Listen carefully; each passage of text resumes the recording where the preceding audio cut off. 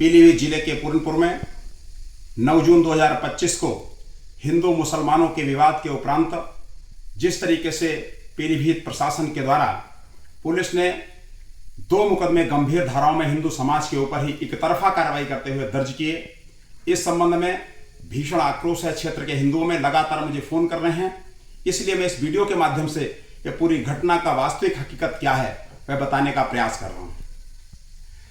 9/6/2025 को पूरनपुर से जो माधोटाना रोड जाता है उस पर एक लोदीपुर गांव में एक मुसलमानों का स्विमिंग पूल है। वहां पर कुछ हिंदू स्नान करने के लिए गए हुए थे। जब वह स्नान कर रहे थे उसी समय वहीं पर जहीरुद्दीन, फरियाद, डब्लू, शोएब खान, रियाज आदि कई मुसलमानों ने वहां पर ऑपरेशन सिंदूर का जिक्र आने के बाद ऑपरेशन सिंदूर को गालियां देते हुए यह बताया कि यह संविधान की मर्यादा है जिसके अंतर्गत हम कुछ नहीं कर पा रहे हैं, और ऐसा कहते हुए भीमराव अंबेडकर को गालियां देने लगे। जब उन्होंने भीमराव अंबेडकर को गालियां दी तो वहां कुछ दलित युवक भी हमारे साथ स्नान कर रहे थे, उन बच्चों के साथ में। उन्होंने इसका जब विरोध किया तो उनको जात सूचक शब्दों का प्रयोग करते हुए वे हमलावर हो गए। जब उन्होंने विरोध किया तो उनको मारने के लिए गांव से कुछ और मुसलमान आ गए जो धारदार हथियार, तमंचा, लाठी, डंडा, लोहे की राड से उनके साथ मारपीट करने लगे, जिसमें कई लोगों के चोटें भी आई। इस बीच वहां जो है एक जो उसमें लड़का था प्रिंस वर्मा, उसने 12:36 दोपहर को अपने मोबाइल नंबर, जो कि प्रिंस वर्मा रामपुरा कपूरपुर का रहने वाला है, उसने अपने मोबाइल नंबर 6398217742 से 112 नंबर पर फोन किया, जिसमें इवेंट आईडी है P090625111379। फोन करने के बाद में PRV UP 32 DG 5922 तुरंत वहां पर पहुंची। लेकिन उसने भी वहां पहुंचने के बाद जो हिंदू वहां पर लड़के थे, स्नान कर रहे थे, उनको वहां से भगा दिया, और मुसलमानों जिन्होंने उन पर हमला किया था, गाड़ी को तोड़ा था, गंभीर रूप से जान से मारने का प्रयत्न किया था, भीमराव अंबेडकर सहित दलितों को गालियां दी थी, ऑपरेशन सिंदूर का विरोध किया था, पाकिस्तान का समर्थन किया था, उनसे कुछ भी नहीं कहा, हिंदू वहां से भगा दिए गए। लेकिन वहां पर एक लड़का जिसका नाम था अनूप, उसको मुसलमानों ने वहीं पर बंदी बना लिया। सारे लड़के पूरनपुर आए, उसमें एक अमित वाल्मीकि नाम का जो हमारा लड़का वहां पर हिंदुओं का था, उसने थाने पर आकर उक्त घटना की तहरीर पूरनपुर कोतवाली में जाकर दी। उसको पुलिस ने वहीं पर बैठा लिया, उसका मुकदमा दर्ज नहीं किया, उल्टा मुसलमानों से तहरीर लेकर FIR संख्या 388/25 को सायं 7:08 पर दर्ज कर दिया, जिसमें 2 हिंदुओं को नामजद और 8-10 को अज्ञात किया, और धारा लगाई BNS की 191/2, 191/3, 190 और 115/2। इन धाराओं में उल्टा हिंदुओं पर मुकदमा दर्ज किया गया। दूसरी घटना उसी के कुछ समय बाद घटी, जब एक और हिंदू आकाश चौहान पूरनपुर अस्पताल में अपना कुछ उपचार करने के लिए पहुंचा था, तो जो मुसलमान वहां पर अपने को पीड़ित दर्शाकर मेडिकल करा रहे थे फर्जी मुकदमे में, उन्होंने आकाश चौहान को अंदर पकड़ लिया और पकड़कर उसको बुरी तरह से गर्दन दबाकर जान से मारने की नियत से मारने पीटने लगे।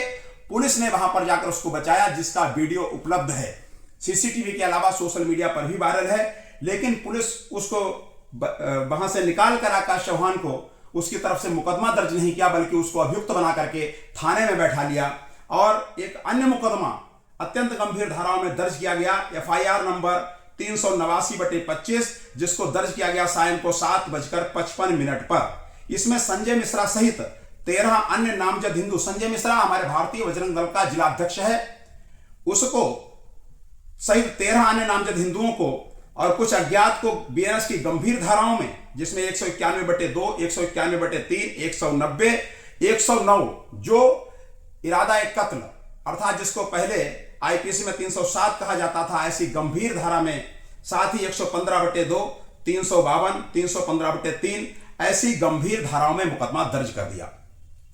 जब इस पूरी घटना की जानकारी संजय मिश्रा को लगी तो रात को 11 बजे वह इस घटना की जानकारी करने के लिए पूरनपुर कोतवाली पहुंचा, जहां पर पुलिस ने बहुत ही बदतमीजी से उसको वहां पर जबरदस्ती पकड़कर बैठा लिया और तुरंत उसको गाड़ी में डालकर 10 मिनट के बाद बरखेड़ा थाने भेज दिया।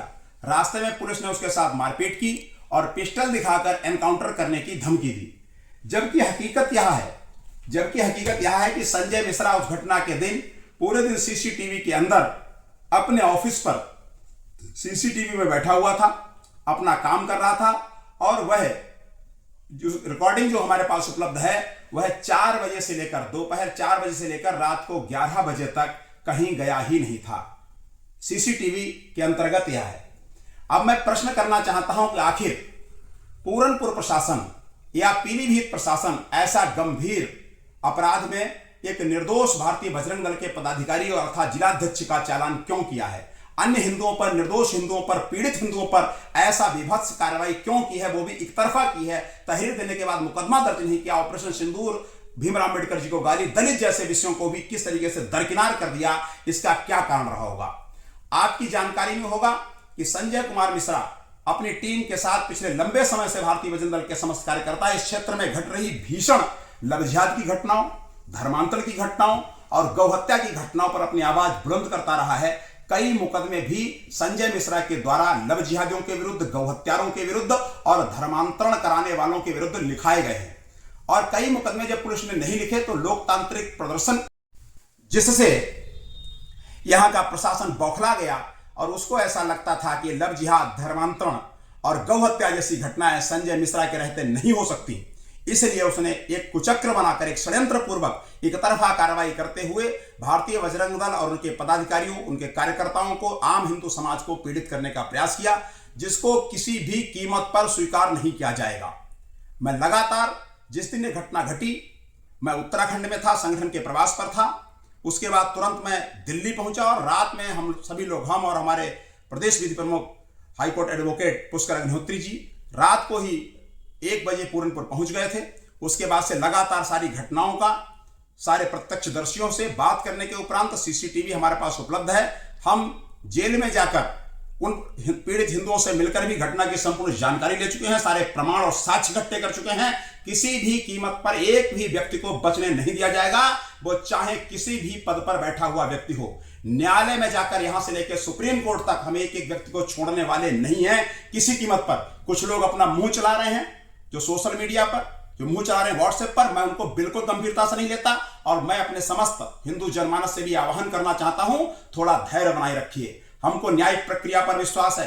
न्यायिक प्रक्रिया के अंतर्गत हम अपने कार्यकर्ताओं को, हिंदू समाज के लोगों को और अपने संगठन के पदाधिकारियों को बाहर लाएंगे और उसके उपरांत भीषण जनाक्रोश जो पनप रहा है, इसको साथ लेकर प्रचंड लोकतांत्रिक आंदोलन के माध्यम से इन जो स्वेच्छाचारी जो प्रशासनिक अधिकारी हैं, जो जिहादियों के दबाव में काम कर रहे हैं, जो हिंदुओं को कुचलने का काम कर रहे हैं, जो सरकार की योजनाओं पर पलीता लगा रहे हैं, जो कहां से उनको आर्थिक लाभ प्राप्त हो रहा है, वो किससे पैसा लेकर ऐसा कर रहे हैं, वो अपने किस उद्देश्य के लिए ऐसा कर रहे हैं, या वो किस राजनेता के दबाव में ऐसा कर रहे हैं, ये सब पर्दाफाश किया जाएगा। किसी भी कीमत पर किसी को बख्शा नहीं जाएगा। ये लोकतंत्र है, यहां इस प्रकार की कार्रवाई बिल्कुल बर्दाश्त नहीं की जाएगी। जो मुंह चलाने वाले लोग हैं उनको बिल्कुल गंभीरता से मत लीजिए। और मैं एक एक अपडेट देने के लिए नहीं हूं उन लोगों को। ये वीडियो मैं आम जनमानस के लिए, अपने कार्यकर्ताओं के लिए बना रहा हूं कि लगातार हम सभी लोग जमीन पर और समस्त टीम लगी हुई है, समस्त लोग अपने अपने स्तर से प्रयास कर रहे हैं। हिंदू समाज से मेरा आग्रह है कि थोड़ा सा धैर्य बनाकर रखें, आवेश में कोई कार्य न करें, और समय आने पर यह आवेश, यह आक्रोश हमारे लिए एक बहुत बड़ा वरदान साबित होगा। इसको बचा के रखें। तब तक के लिए इतना ही। सभी लोग बहुत ज्यादा फोन ना करें, धैर्य रखें। एक एक अधिकारी जिसने इस अत्याचारपूर्ण कार्य में सहभागिता की है, जिसने लव जिहादियों के, गौहत्यारों के और धर्मांतरण करने वालों के हौसले बढ़ाए हैं, जिनके संरक्षण में सब घटनाएं होती हैं, जिन्होंने पैसा प्राप्त किया है या किसी राजनीतिक शक्ति के दबाव में काम कर रहे हैं, ऐसे चाहे वो किसी स्तर पर बैठे हुए लोग हों, उनका एक एक साक्ष्य हमने इकट्ठा कर लिया है। यहां से लेकर सुप्रीम कोर्ट तक उनको रगड़ा जाएगा, किसी कीमत पर छोड़ा नहीं जाएगा। वंदे मातरम। हर हर महादेव, हर हर महादेव।